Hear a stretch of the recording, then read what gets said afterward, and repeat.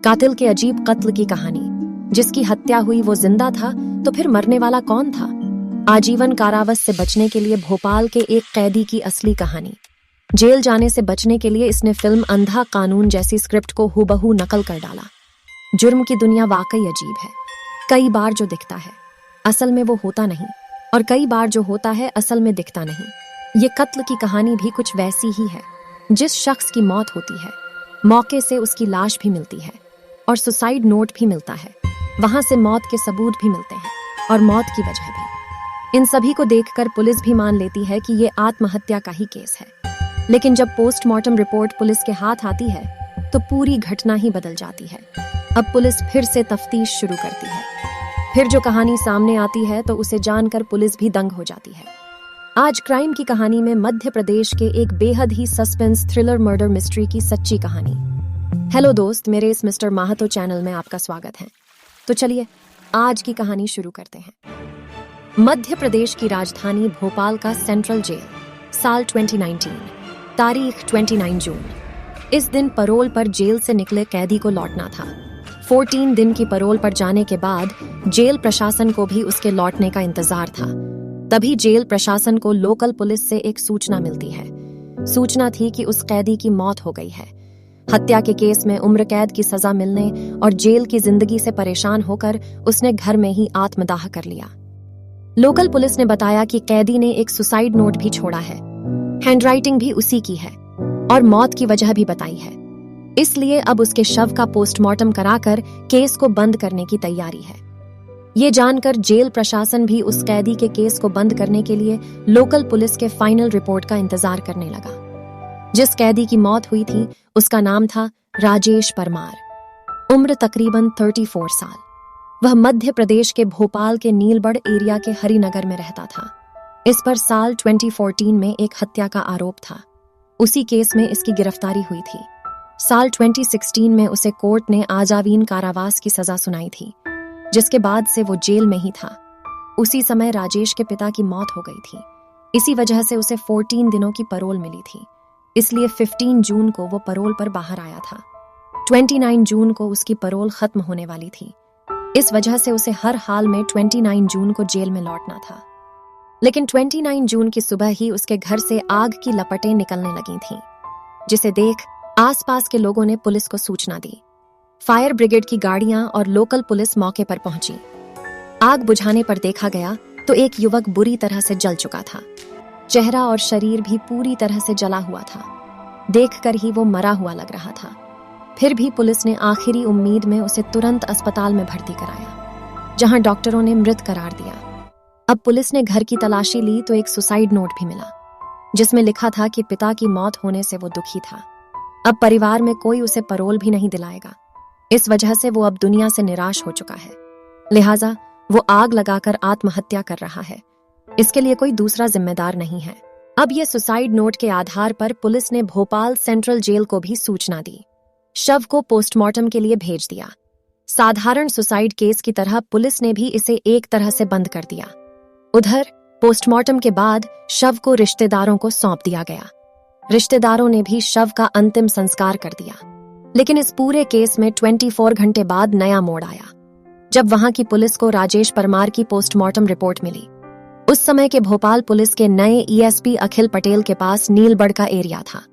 इन्होंने जब postmortem report देखी तो चौंक गए। रिपोर्ट में लिखा था कि गला दबाने से जान गई है, यानी मौत की वजह आग या धुएं से दम घुटना नहीं बल्कि गला दबाकर हत्या हुई है। फिर वो इस केस की तफ्तीश में जुट जाते हैं। तुरंत मौके से ली हुई सभी फोटोग्राफ अपने पास मंगवाते हैं। सभी फोटो को बारीकी से देखते हैं। एक फोटो में वो देखते हैं कि मरने वाले शख्स का पैर बिल्कुल एक दूसरे से चिपका हुआ था, जबकि जब भी कोई जलकर मरेगा तो वो तड़पने लगेगा।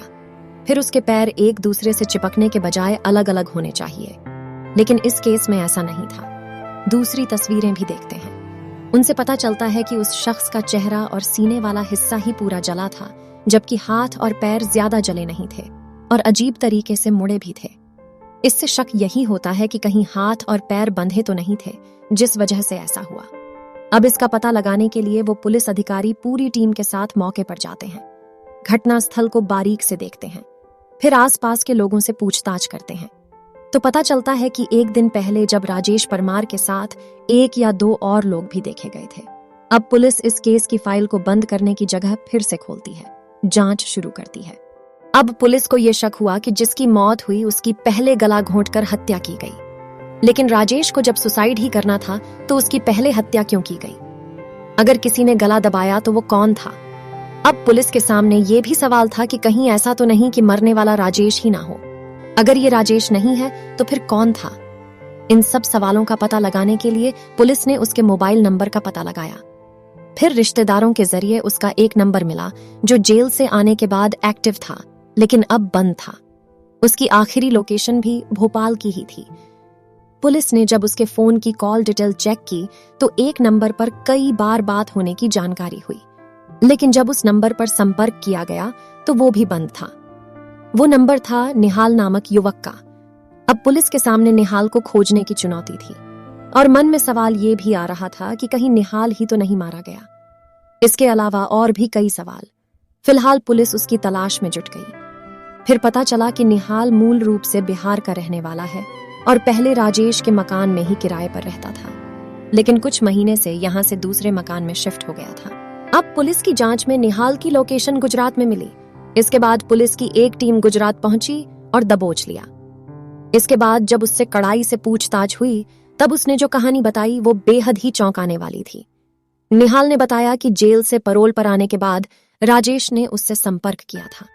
फोन पर बात हुई और वो उससे मिलने भी गया था। बातचीत के दौरान वो काफी परेशान था, इमोशनल भी था, क्योंकि पिता की मौत के बाद उसे अब जिंदगी में शायद ही कभी पैरोल मिलने की उम्मीद थी। इसीलिए उसने सोचा था कि वो दुनिया की नजरों में हमेशा के लिए मर जाए और असल में जिंदा भी रहे। इसके लिए उसने कुछ क्राइम सीरीज देखी थी, जिसके बाद एक खौफनाक आइडिया अपनाया। इसके लिए उसने घर में रहने वाली एकमात्र मां को पूजा करने के बहाने 23 जून को ही बाहर भेज दिया था।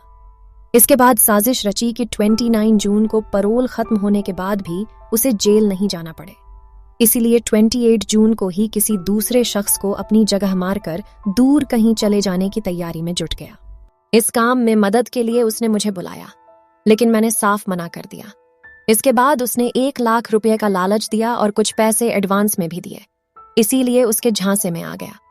इस तरह 29 जून को पैरोल खत्म होने से ठीक एक दिन पहले यानी 28 जून को ही हम दोनों की मुलाकात हुई। 28 जून की शाम को ही दोनों घर पर ही फोन छोड़कर घूमने निकले ताकि लोकेशन ट्रेस ना हो सके। इसके बाद एक पेट्रोल पंप के पास राजेश को अपने ही उम्र और लंबाई वाला एक युवक मिला। उस युवक ने अपना नाम राजू रैकवार बताया था और दोनों फिर बातचीत करते हुए दोस्त बन गए। बातों ही बातों में दोनों ने राजू को घर पर पार्टी करने और शराब पीने के लिए तैयार कर लिया। राजू मजदूरी करता था, इसलिए खाने और शराब के लालच में तुरंत तैयार हो गया। राजू भी दोनों के साथ राजेश के घर पर आ गया। यहाँ पर राजू को इन दोनों ने खूब जमकर शराब पिलाई। जब उसने अपना होश खो दिया तभी राजेश ने उसकी गला दबाकर हत्या कर दी। इसके बाद उसके हाथ और पैर को रस्सी से बांध दिया ताकि अगर जिंदा भी हो तो आग से बच ना सके। हाथ पैर बांधने के बाद उसे फर्श पर लिटाया और घर में रखी किताबों को उसके ऊपर डाल दिया। फिर राजेश ने खुद ही एक सुसाइड नोट लिखा और उसे कुछ दूरी पर रख दिया ताकि वो सही सलामत पुलिस को सुसाइड के सबूत के रूप में मिल जाए। इसके बाद दोनों ने बाइक से निकाला हुआ पेट्रोल भी डाल दिया ताकि आग से वो पूरी तरह से जल जाए। चूंकि घर का दरवाजा बाहर से बंद होने पर साजिश का शक हो सकता था, इसलिए दोनों ने घर के दरवाजे को अंदर से बंद किया और छत के रास्ते बाहर निकल आए। इसके बाद खिड़की से माचिस जलाकर तीली को अंदर फेंक दिया। इस तरह जब आग की लपटें बढ़ गईं, तब दोनों एक साथ वहां से फरार हो गए थे। साजिश के तहत राजेश ने निहाल का एक पुराना सिम कार्ड सिर्फ लिया और साउथ इंडिया में चला गया। वहीं निहाल गुजरात आ गया था। अब पुलिस ने निहाल की कहानी की सच्चाई का पता लगाने के लिए उस मृत युवक के बारे में पता लगाया, तो ये सच निकला, क्योंकि राजू रैकवार की पत्नी ने 28 जून की रात में ही लोकल पुलिस में गुमशुदगी की शिकायत दी हुई थी। इसके अलावा पुलिस को राजेश के घर से राजू की चप्पल भी मिली थी, जिसे उसकी पत्नी ने पहचान लिया था। ये जानकर पुलिस अब जांच में तेजी से जुट गई। चेन्नई में भोपाल पुलिस ने लुंगी पहन और तिलक लगा राजेश को ऐसे दबोचा, अब पुलिस को पूरी कहानी समझ में आ गई थी। लेकिन जब तक राजेश आंखों के सामने नहीं आ जाता, तब तक जांच अधूरी ही थी। अब पुलिस को यह यकीन था कि आज नहीं तो कल राजेश किसी भी तरह निहाल से जरूर संपर्क करेगा। राजेश भी निहाल का एक पुराना सिम कार्ड ले गया था। इस तरह अगले ही दिन आखिरकार राजेश का फोन निहाल के पास आ ही गया। पुलिस की मौजूदगी में ही निहाल उससे बात करने लगा। राजेश ने वहां के हालात के बारे में पूछा कि कुछ गड़बड़ तो नहीं है। निहाल ने बताया कि कोई गड़बड़ नहीं है, पुलिस को कुछ पता नहीं चला। इसके बाद राजेश ने कहा कि चेन्नई में उसे कुछ मदद चाहिए, अगर कोई दोस्त हो तो बताना। इस पर निहाल ने कहा कि वो उसे जल्द ही बताएगा। इसके बाद फोन कट हो गया। अब पुलिस ने भी राजेश को पकड़ने के लिए पूरी फिल्मी कहानी रची। इसके तहत पुलिस के कुछ लोगों को चेन्नई भेजा और उन्हें लोकल बनकर राजेश से मिलने के लिए बोला।